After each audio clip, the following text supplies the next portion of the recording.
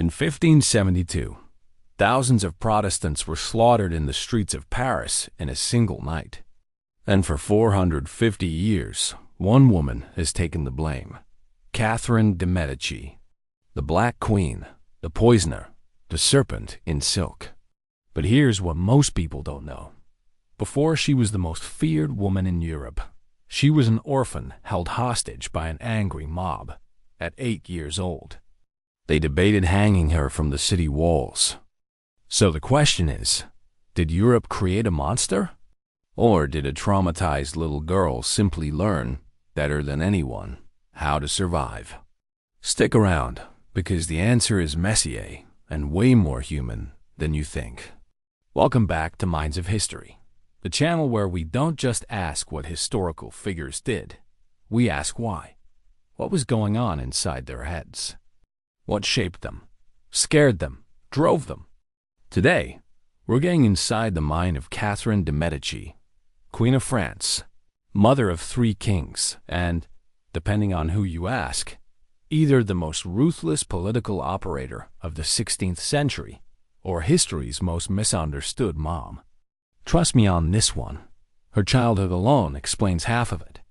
Catherine was born in Florence in 1519 into the legendary Medici family, bankers so rich they basically bought the papacy. Twice. But here's the dark twist. Within 3 weeks of her birth, both of her parents were dead. Her mother from fever, her father probably from syphilis. 21 days old and already alone in the world. And it gets worse. Much worse.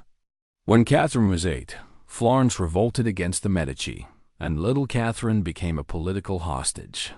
During the siege of the city, rebels openly debated what to do with her. The suggestions? Hang her from the walls as target practice. Or hand her over to a brothel to destroy her marriage value. She was 8.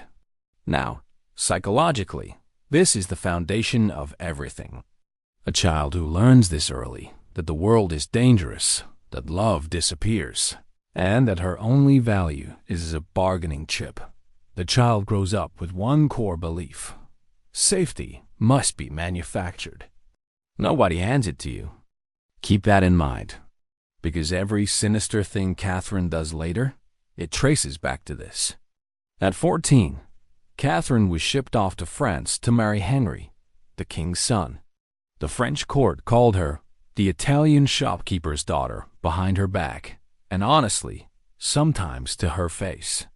Then came the real humiliation. Her husband was hopelessly in love with another woman. Diane de Poitiers, nearly 20 years older than him, controlled Henry so completely that she practically ran the marriage. She even scheduled when Henry visited Catherine's bedroom to make sure heirs got produced. And here's a fact that rarely makes the textbooks. Catherine was so desperate to understand what Diane had that she didn't. That, according to court gossip, she had holes drilled in the floor above Diane's chambers to watch them together. Is that manipulation? No. That's a lonely teenager trying to figure out why she isn't enough.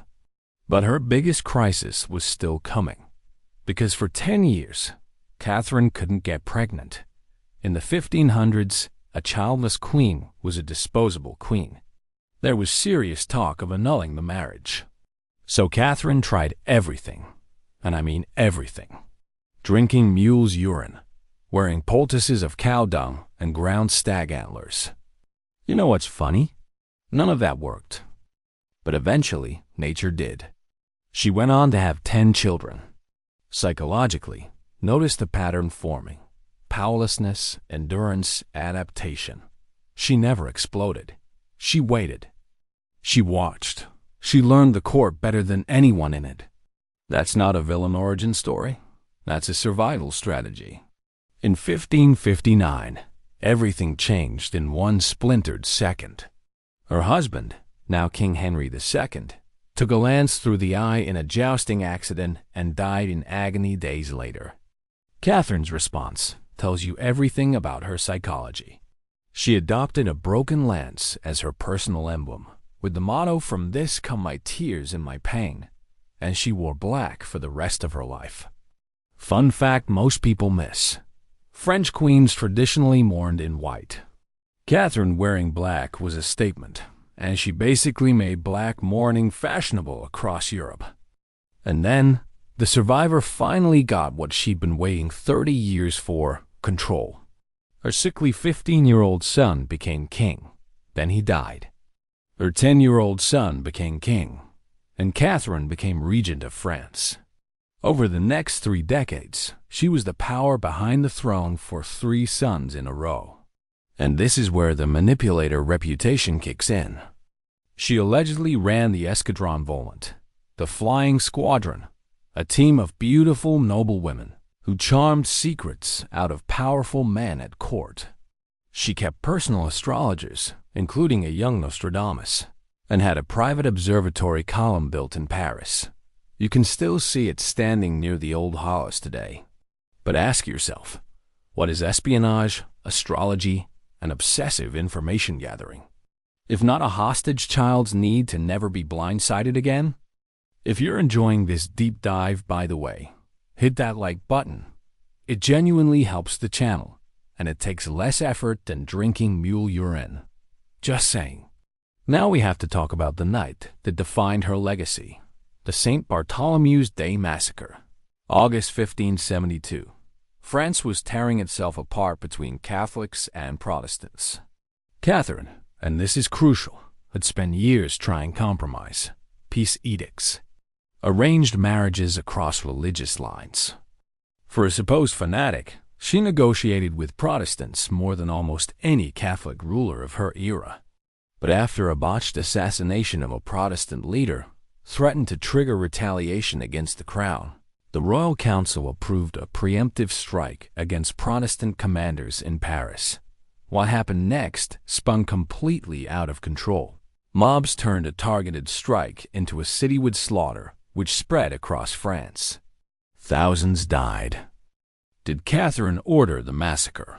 Historians today largely say no, not the mass killing. Did she approve the initial strike that lit the fuse? Almost certainly yes. Here's the psychological read. Catherine wasn't driven by religious hatred. She was driven by threat elimination. When she perceived danger to her children's throne, the hostage child took over. Strike first, survive, apologize to no one. Her tragedy is that the instinct that kept an 8-year-old alive became catastrophic in the hands of a queen. And the Black Queen legend? Largely Protestant propaganda published after her death. Pamphlets painting the foreign, Italian, Machiavelli-reading woman as a poisoner. Being female, foreign, and powerful in the 1500s meant the smear campaign wrote itself. So, master manipulator or misunderstood mother? Honestly? Both. And that's the point. Catherine manipulated constantly, but she manipulated the way a person locks their doors at night. Not for pleasure, for safety. Everything she did to protect the only family she'd ever managed to keep, her children. She outlived 7 of them, by the way. Imagine surviving all of that, and burying 7 of your 10 kids. One last haunting detail, she never even got to rest in peace. During the French Revolution, her remains were dug up and thrown into a mass pit with the other royals. The girl nobody protected became the woman nobody forgave.